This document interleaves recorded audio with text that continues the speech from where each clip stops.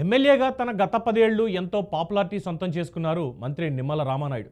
ఎమ్మెల్యేగా ఉన్నప్పుడు ఎవరైనా సరే, ఎప్పుడైనా సరే అర్ధరాత్రి, అపరాత్రి అనే తేడా లేకుండా నేరుగా ఆయన దగ్గరకు వెళ్లి మాట్లాడేవారు. మరి ప్రస్తుతం ఆయన మంత్రిగా కొనసాగుతున్నారు. ఇప్పుడు కూడా నియోజకవర్గ ప్రజలు ఎవరైనా నేరుగా వెళ్లి మాట్లాడేస్తున్నారా? మంత్రి అయ్యాక ఏమన్నా మారిపోయారా? ఎంతో క్లీన్ ఇమేజ్ సంపాదించుకున్న నిమ్మలపై అవినీతి ఆరోపణలు వెల్లువెత్తుతున్నాయా?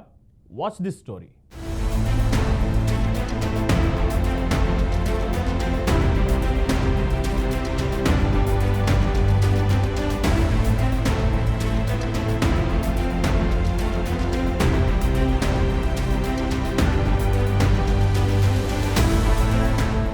ఎమ్మెల్యేగా ఉన్నప్పుడు నిమ్మల రామానాయుడు సాధారణ వ్యక్తిలా సాదాసీదాగా ఉండేవారు.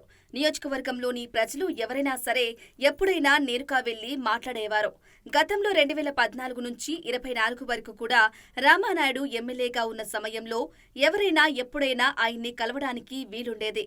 అర్ధరాత్రి, అపరాత్రి అనే తేడా లేకుండా ఆయన వెంటనే స్పందించేవారని నియోజకవర్గ ప్రజలు చెబుతున్నారు. కానీ ఇప్పుడు ఆ సాంప్రదాయం పోయింది. ఎందుకంటే ఒకప్పుడు సారు ఎమ్మెల్యే మాత్రమే, కానీ ఇప్పుడు మంత్రి అయ్యారు. దాంతో ఆయనను కలవడం ఆషామాషీగా కుదరడం లేదు.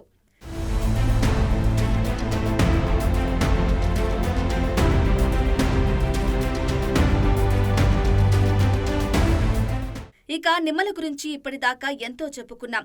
ఎంత చెప్పినా తక్కువే అనుకున్నాం. కానీ అదంతా నానానికి ఒక వైపు అయితే, నానానికి మరో వైపు కూడా ఉంది. మంత్రిగారిపై కూడా అవినీతి ఆరోపణలు లేకపోలేదు. రాష్ట్ర ప్రభుత్వం తీసుకొచ్చిన నూతన మద్యం పాలసీకి సంబంధించిన ఆరోపణలు వినిపిస్తున్నాయి.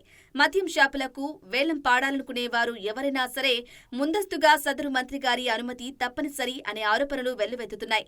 ఎవరైనా వేలం ఔత్సాహికులు మద్యం షాపులకు వేలం పాడాలనుకుంటే తప్పనిసరిగా మంత్రిగారి షేర్ ఇవ్వాల్సిందేనని నియోజకవర్గ ప్రజలు బాహాటంగానే చెప్పుకుంటున్నారు. దీంతో రామానాయుడు కూడా అవినీతికి అతీతం కాదా అనే అనుమానం తలెత్తుతోంది.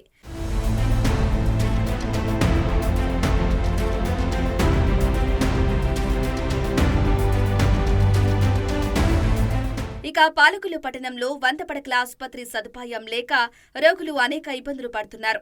ఇదే ప్రాతిపదికన గత దశాబ్ద కాలంగా ఉన్నప్పటికీ పనుల వేగం నత్తనడకన సాగుతోందట. మంత్రి ఇలాఖాలో కూడా పనులు నత్తనడకన సాగుతున్నాయని ప్రజలు చెప్పుకుంటున్నారు. నియోజకవర్గానికి శివారు గ్రామాల్లో త్రాగునీటి సమస్య ఉన్నప్పటికీ మంత్రి పట్టించుకోవటం లేదని ఆరోపణలు ఉన్నాయి.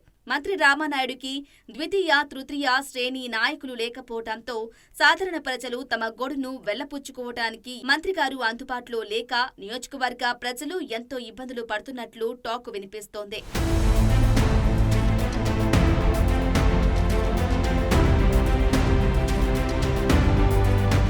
పాలకులు పట్టణంలో మెడికల్ కాలేజీకి సంబంధించి పనులు ఎక్కడికక్కడ ఆగిపోయినప్పటికీ మంత్రి రామానాయుడు మెడికల్ కాలేజీ పట్ల ఎటువంటి శ్రద్ధ చూపించలేదని వైసీపీ నాయకులు ఆరోపిస్తున్నారు.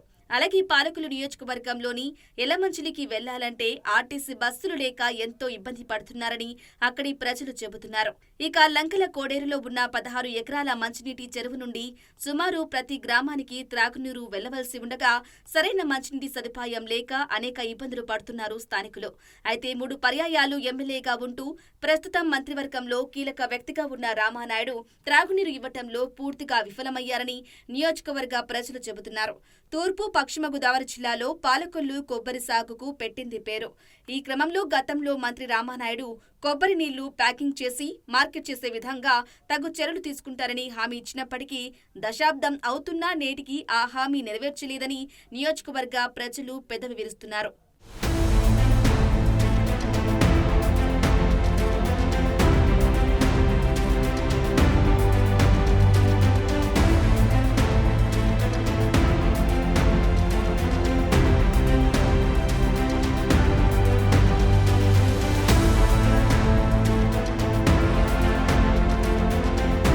పాలకులు పట్టణంలో ప్రధానమైన సమస్యల్లో ఒకటైన డంపింగ్ యార్డ్ సమస్య పరిష్కరించడంలో రామానాయుడు ఫెయిల్ అయ్యారని పాలకొల్లు పట్టణ ప్రజలు చెబుతున్నారు.